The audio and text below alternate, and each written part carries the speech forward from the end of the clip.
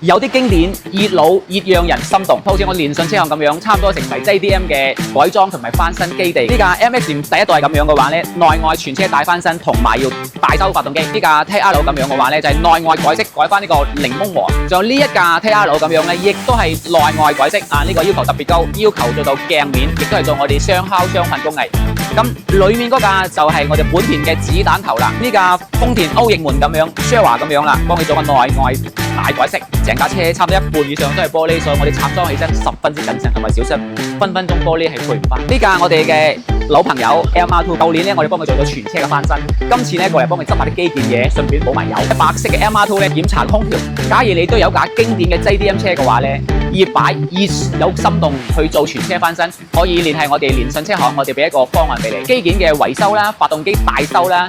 內外大翻新啦，同埋車底燒焊除鏽、底盤防鏽，包括車椅啊同埋車機啊各方面一站式嘅服務。